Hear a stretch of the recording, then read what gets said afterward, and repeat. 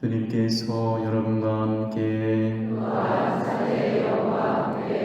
마르코가 전한 거룩한 복음입니다. 주님 영광 받으소서. 그때 예수님께서 제자들과 함께 집으로 가셨다. 그러자 군중이 다시 모여들어 예수님의 일행은 음식을 들 수조차 없었다. 그런데 예수님의 친척들이 소문을 듣고 그분을 붙잡으러 나섰다. 그들은 예수님께서 미쳤다고 생각하였던 것이다. 한편 예루살렘에서 내려온 율법학자들이 그는 베엘제불이 들렸다 고도하고 그는 마귀 우두머리에 힘을 빌려 마귀들을 쫓아낸다 고도하였다. 그래서 예수님께서는 그들을 부르셔서 비유를 들어 말씀하셨다. 어떻게 사탄이 사탄을 쫓아낼 수 있느냐? 한 나라가 갈라서면 그 나라는 버티어내지 못한다. 한 집안이 갈라서면 그 집안은 버티어내지 못할 것이다. 사탄도 자신을 거슬러 일어나 갈라서면 버티어내지 못하고 끝장이 난다. 먼저 힘센 자를 묶어놓지 않고서는 아무도 그 힘센 자의 집에 들어가 재물을 털 수 없다. 묶어놓은 뒤에야 그 집을 털 수 있다. 내가 진실로 너희에게 말한다. 사람들이 짓는 모든 죄와 그들이 신성을 모독하는 어떠한 말도 용서받을 것이다. 그러나 성령을 모독하는 자는 영원히 용서를 받지 못하고 영원한 죄에 매이게 된다. 이 말씀을 하신 것은 사람들이 그는 더러운 영이 들렸다고 말하였기 때문이다. 그때 예수님의 어머니와 형제들이 왔다. 그들은 밖에 서서 사람을 보내어 예수님을 불렀다. 그분 둘레에는 군중이 앉아 있었는데 사람들이 예수님께 보십시오. 스승님의 어머님과 형제들과 누이들이 밖에서 스승님을 찾고 계십니다. 하고 말하였다. 그러자 예수님께서 그들에게 누가 내 어머니고 내 형제들이냐 하고 반문하셨다. 그리고 당신 주위에 앉아있는 사람들을 둘러보시며 이르셨다. 이들이 내 어머니고 내 형제들이다. 하느님의 뜻을 실행하는 사람이 바로 내 형제요 누이요 어머니다. 주님의 말씀입니다. 그리스도님 찬양합니다. 참 예수님, 예수 마리아 요셉, 예수 마리아 요셉. 오늘도 예수 마리아 요셉 최영호 신부님의 인사말과 최영호 신부님의 기도로 우리 백기 성지를 순례하러 오신 모든 분들을 환영하고요. 또 여러분들을 위해서 기도합니다. 모두 잘 오셨습니다. 얼마 전에요. 그 유튜브에 보면은 알고리즘이라고 있지 않습니까? 이렇게 하는데 제 알고리즘에 어떤 목사님 설교가 떴어요. 그래서 뭐라고 하시나 궁금해서 한번 봤어요. 근데 아주 재미난 말씀을 하시는데 이런 말씀이셨습니다. 그 교회가 있는데 교회 옆에 공터가 있는 겁니다. 근데 주차장이 모자라니까 그 공터의 주인을 찾아가서 땅 주인한테 그 공터를 우리가 주일날 주차장으로 좀 쓸 수 있게 해주십시오 라고 청했습니다. 그랬더니 마음씨 좋은 그 땅 주인이 그러십시오. 그러면 주일날 내 땅을 교회의 주차장으로 사용하십시오. 그런데 조건이 있습니다. 1년에 52주잖아요. 1년에 52주예요. 근데 딱 한 주만큼은 사용할 수 없습니다. 그랬습니다. 그래서 그것만 해도 감사합니다라고 와서 교회 신자들이 그 공터를 주차장으로 잘 썼습니다.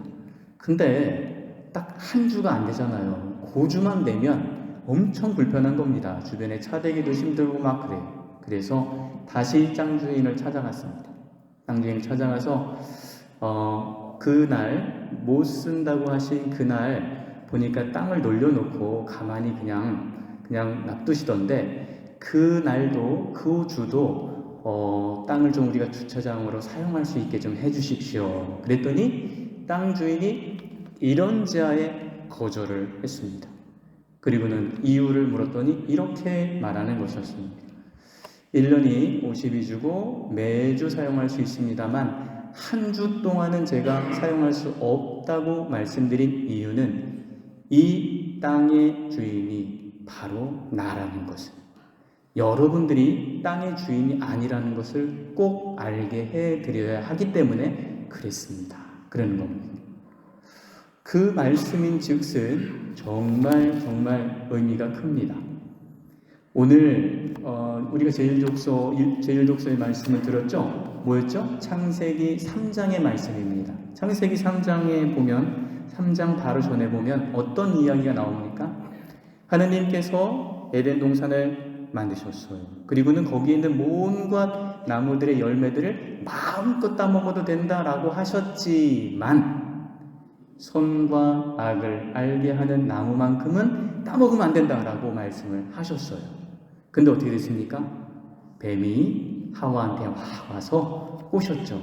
저거 엄청 맛있어. 먹으면 완전히 막 하느님하고 똑같아져 라고 속였더니 그걸 확 따먹어 버렸어요. 그리고는 남편이 아담에게도 줬습니다. 남편은 먹었습니다. 그 대목을 우리가 들었습니다. 그리고 우리 원조들은 원죄를 지었습니다. 사람들은 흔히 말합니다. 뭐라고 말하죠? 왜 하느님께서는 그 좋은 에덴 동산을 만들어 놓고 선과 악을 알게 하는 나무를 만들어 놓아서 죄를 짓게 하십니까? 그 죄의 원인은 하느님이실 수도 있습니다. 라고 말하지 않습니까? 그렇게 말하기 쉬운데 그 대답이 뭐냐면 오늘 그 땅 주인이 한 말과 같은 겁니다.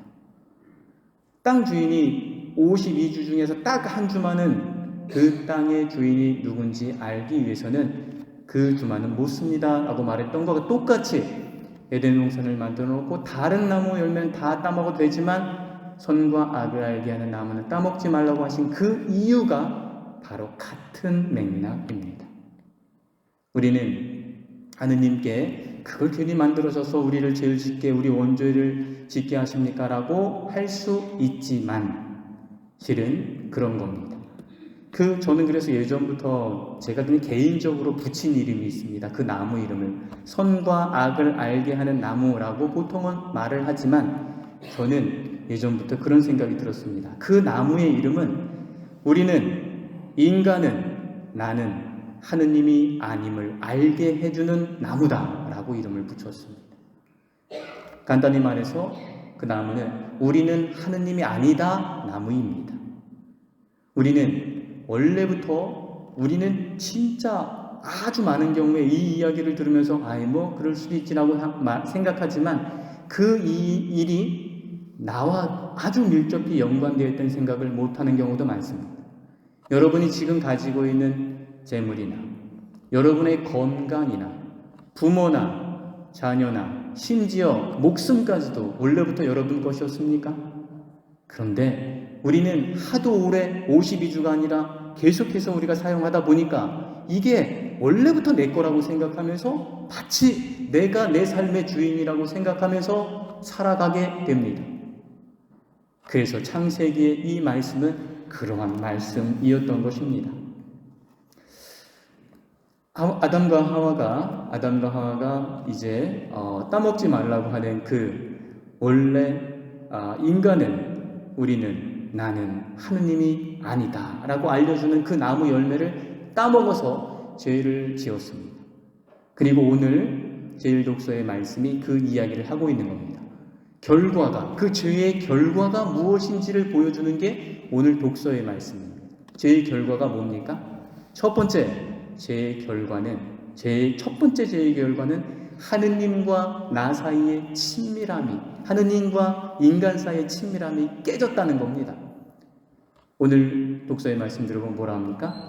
하느님께서 사람아 너 어디 있느냐 라고 부르자 아담은 나무 뒤에 숨어버렸습니다. 원래는 안 이랬습니다. 이전에는 하느님이 찾아오시면 너무나 기뻤고 반갑고 즐거웠는데 죄를 딱 지으니까 어떻게 됩니까? 나무 뒤에 숨어버리게 됩니다. 하느님이 두려워집니다. 그게 죄의 첫 번째 결과입니다. 두 번째 결과는 더더욱 놀랍습니다. 두 번째 결과는 뭡니까? 사람과 사람 사이의 친밀함이 깨지는 겁니다. 아담과 하와 사이의 친밀함이 깨집니다. 어떻게 깨집니까? 처음에는 어떻게 했습니까? 하느님께서 하와를 아담에게 보내줬을 때 뭐라고 말했습니까? 내 살에서 나온 살이요 내 뼈에서 나온 뼈로다라고 하면서 하와를 그렇게 환영을 했습니다. 두 손 두 발 들고 환영을 했는데 오늘 뭐라 그럽니까?